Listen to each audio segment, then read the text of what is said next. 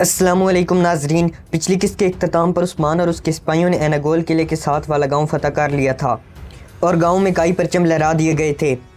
इस किस्त के आगाज़ में कुछ कतलान उस्मान और मलून को जंगल में ढूंढ रहे थे। इसी दौरान उस्मान और मलून पीछे से आते हैं और दो कतलानियों को मौत के घाट उतार देते हैं। उस्मान को सीने में 2 तीर भी लग चुके थे। इस सीन की हकीकत आपको आगे चलकर मालूम हो जाएगी। दूसरी तरफ निकोला और उसके सिपाही भी जंगल में उस्मान और मलून को तलाश कर रहे थे। इधर उस्मान और मलून जंगल में भाग रहे थे। इसी दौरान उस्मान और मलून को कुछ आवाज़ें सुनाई देती हैं तो वो दोनों दरख्त के एक झुंड में बैठ जाते हैं और अपनी तलवारें ज़मीन में गाड़ कर तीर कमानों से तैयार हो जाते हैं। कुछ कतलान अपने घोड़ों पर सवार होकर उस्मान और मलून की जानिब आ रहे थे। उस्मान और मलून तीर चलाकर घोड़ों पर मौजूद कतलानियों को ढेर कर देते हैं। इसी दौरान एक तरफ से निकोला के कुछ सिपाही भी वहाँ आ जाते हैं और उस्मान और मलून उन पर भी तीर फेंकना शुरू कर देते हैं। आखिर में उस्मान और मलून अपनी तलवारें उठा लेते हैं और 2 बजंतीनियों पर हमला करके उनका जिस्म अपनी तलवार से छलनी कर देते हैं। इसके बाद उस्मान और मलून वहाँ से आगे की तरफ चले जाते हैं। एक जगह पर उस्मान और मलून का सामना असलमों से हो जाता है। एक तरफ से डैगो भी निकल आता है। असलमो उस्मान से कहता है, तुम ऐसे कहाँ जा रहे हो? आज तो बहुत खून बहने वाला है। फिर एक दिन पहले का मंजर सामने आता है। सरदारी खेमे में उस्मान अपने घर वालों को बताते हुए कहता है, मैं अजनीक के वाली से मुलाकात करने जाऊँगा। मैं उन पर उसी तिजारत से वार करूँगा जिससे उन्होंने हम पर किया था। मैं किलेदारों के हाथ बांधने वाली तमाम तिजारत की पेशकश करूँगा। अगर वो अक्लमंद हुआ तो वो मेरा साथ देगा, लेकिन अगर अहमक हुआ तो वो मेरे खिलाफ खड़ा होगा। मलहून कहती है, मर्द अपने मुखातिब को अहमियत देता है हजूर। अजनीक के वाली से किए जाने वाला मुआहिदा काई कबीले का कद ऊंचा करेगा। बाला उस्मान से कहती है, मगर हजूर क्या किलेदार इस हमले से भड़क नहीं उठेंगे? उस्मान कहते हैं, किलेदार भौंकने वाले कुत्ते से मुख्तलिफ नहीं हैं बाला। सलजान बाला से कहती है, काफिर हमला के लिए किसी सबब की ज़रूरत नहीं रखते। उनकी दुश्मनी अज़ल से आ रही है। उनका मसला हमें इस जगह को अपना वतन बनाने से रोकना है। लिहाजा उस्मान उन लोगों को पहले अंदर से गिराएगा और फिर हम उन पर मुकम्मल तौर पर हावी हो जाएंगे। मलहून उस्मान से कहती है, हजूर इजाज़त हो तो मैं भी आपके साथ चलना चाहती हूँ। ये सुनकर उस्मान बाला की तरफ देखते हैं और फिर मलहून से कहते हैं, तैयारियाँ मुकम्मल करो। बाला कहती है, हजूर रास्ते डाकुओं से भरे पड़े हैं। क्या मलहून खातून का साथ जाना मुनासिब रहेगा? मुझे किसी गद्दाराना जाल में फंस जाने का डर है। मलहून कहती है, हमारी तलवारें लोहे से कूटी जाती हैं और गद्दारों के खून से सैंची जाती हैं। इंशाअल्लाह जनाब और मैं हर किस्म के हालात से गुजर जाएंगे। गुंदूज उस्मान से पूछता है, हजूर अमानत का क्या होगा? उस्मान कहते हैं, मैं अमानत साथ नहीं ले जाऊंगा और मैं इज़नीक जाने के लिए आम रास्ता इख्तियार नहीं करूंगा। दूसरी तरफ गुप्तोग एक सिपाही के पास आता है और उससे कहता है, उस्मान साहिब का हुक्म है कि उसके घोड़े के पाँव अच्छी तरह चेक कर लो। बहादुर छुप कर गुप्तोग की बातें सुनने लगता है। गुप्तोग सिपाही से कहता है, हम कल अजनीक के लिए कज़ैल हसार के रास्ते से जाएंगे। वहाँ फिसलने वाली चट्टानें मौजूद हैं। गुप्तोग सिपाही से कहता है, अपनी ज़बान की हिफाजत करना। दूसरी तरफ बाला मलून से कहती है, उरहान मेरे पास अमानत है, आप बेफिक्र रहें। कुछ देर बाद गोकचे उरहान को वहाँ लाती है और मलून के हवाले कर देती है। गुंदूज उस्मान से कहता है, मैं फिर कल के लिए तैयारियाँ शुरू करता हूँ हजूर। जाते वक्त गोकचे भी उनकी कुछ बातें सुन लेती है।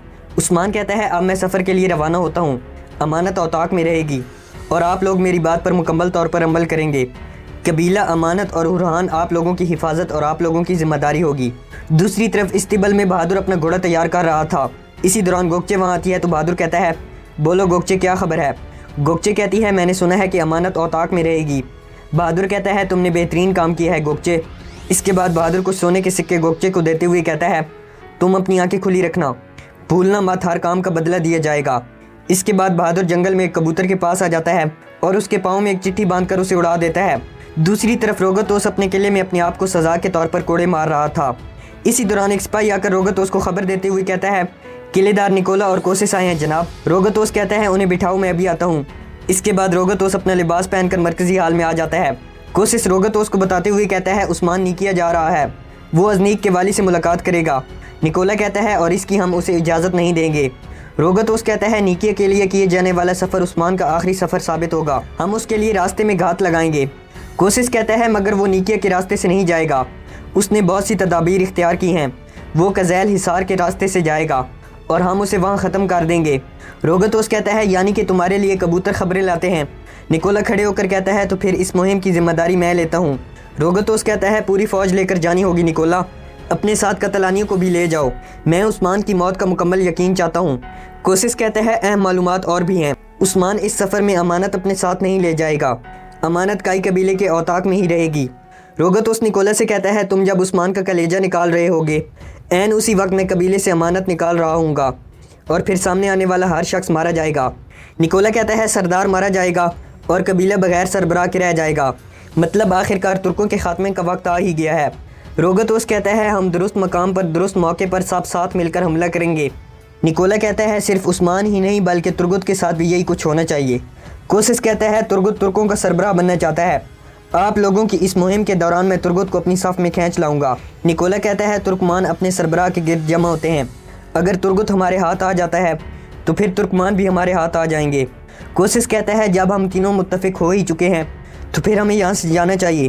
یہ کہہ کر کوسس اور نکولا وہاں سے جانے لگتے ہیں تو روگتوس اپنی تلوار نکال لیتا ہے اور کہتا ہے ہرگز نہیں۔ دوسری طرف کائی قبیلے میں عثمان رات کے وقت بالا کے پاس بیٹھے تھے۔ عثمان اور بالا اپنی اولاد کے بارے میں بات کرتے ہیں اور پھر عثمان بالا سے کہتا ہے میں جہاں بھی جاتا ہوں تمہاری ان خوبصورت آنکھوں اور پھول جیسے چہرے کے خواب دیکھتا ہوں۔ بالا کہتی ہے میں ہر سفر کے موقع پر آپ کی واپسی کا خواب سنبھال کر رکھتی ہوں اور آپ کا انتظار کرتی ہوں۔ عثمان کہتے ہیں ہماری اولادیں پہلے اللہ اور پھر تمہارے حوالے ہیں بالا۔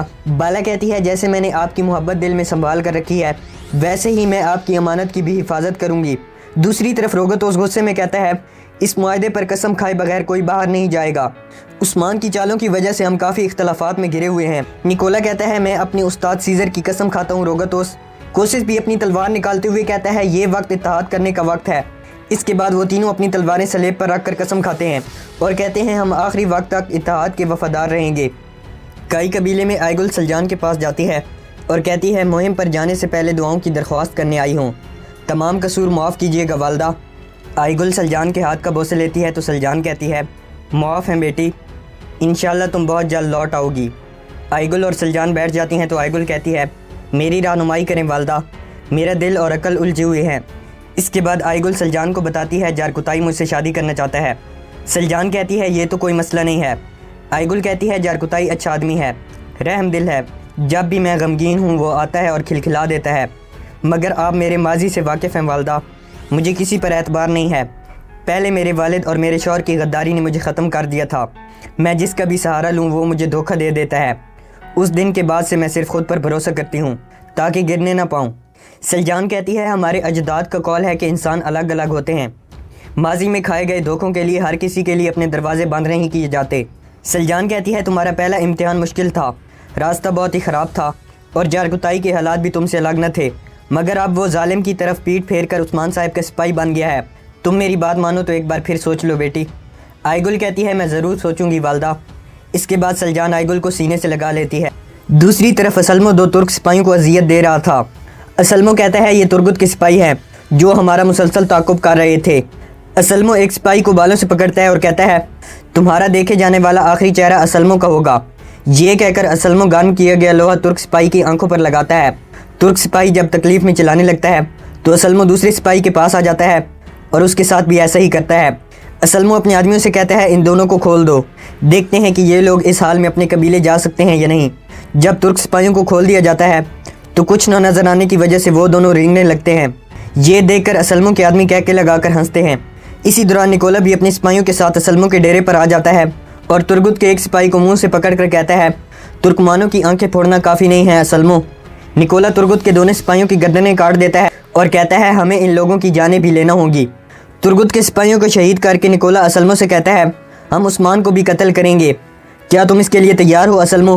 اسلمو کہتا ہے تم نے کافی تاخیر کر دی ہے نکولا، مگر پھر بھی میں قسم کھاتا ہوں کہ آج یہ ان کا آخری دن ہوگا۔ دوسری طرف کائی قبیلے میں عثمان اور اس کے سپاہی جانے کے لیے تیار تھے۔ عثمان سرداری خیمے سے باہر آتے ہیں اور پھر اپنے پیاروں سے الوداعی ملاقات کرتے ہیں۔ عثمان اورحان کو اٹھا کر اورحان کا بوسہ لیتے ہیں اور پھر سلجان کے پاس آ جاتے ہیں۔ عثمان سلجان کے ہاتھ کا بوسہ لیتا ہے تو سلجان کہتی ہے انشاءاللہ یہ سفر تمہارے لیے مفید اور برکت والا سفر ثابت ہوگا۔ ادھر ملن اورحان کو بالا کے حوالے کر دیتی ہے۔ بوران عثمان کے پاس آ کر کہتا ہے حضور تحفے آ گئے ہیں اور ہم آپ کے حکم کے منتظر ہیں۔ اس کے بعد عثمان اور اس کے سب سپاہی اپنے اپنے گھوڑوں پر سوار ہو جاتے ہیں۔ عثمان جیسے ہی اپنے گھوڑے کو فضا میں اٹھاتے ہیں تو اورحان رونا شروع کر دیتا ہے۔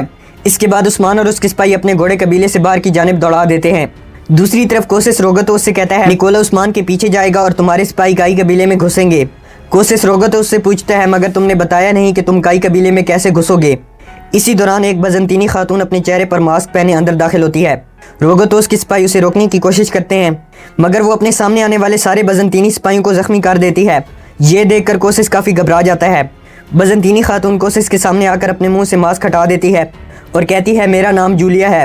روگتوس جولیا کی طرف اشارہ کرتے ہوئے کوسس سے کہتا ہے یہ رہی عثمان کے قبیلے میں موت لے جانے والی شخصیت۔ کوسس کہتا ہے شاندار، مگر یہ خاتون ان سب سے اکیلی کیسے نمٹے گی؟ یہ سن کر جولیا اپنے پاؤں زمین پر مارتی ہے تو اسی دوران جولیا کے آدمی رسیوں سے لٹکتے ہوئے نیچے آ جاتے ہیں۔ جولیا کوسس سے کہتی ہے میں تنہا نہیں ہوں قلعے دار کوسس، میری ایک مکمل فوج ہے اور میں نے اپنی فوج کا نام موت کا فرشتہ رکھا ہوا ہے۔ یہ سن کر کوسس روگتوس سے پوچھتا ہے اچھا تو یہ موت کے فرشتے کائی قبیلے میں داخل کیسے ہوں گے؟ اسی دوران ایک ترک آدمی وہاں آتا ہے تو روگتوس کہتا ہے یہ ایک ترکمان تاجر ہے، یہ عثمان کے قبیلے میں تیل فروخت کرنے جائے گا۔ کوسس کہتا ہے اب میں سمجھ گیا، تیل فروخت کرنے کے دوران ہمارے پیارے فرشتے امانت حاصل کر لیں گے اور سامنے آنے والے ہر ترک کو مار ڈالیں گے۔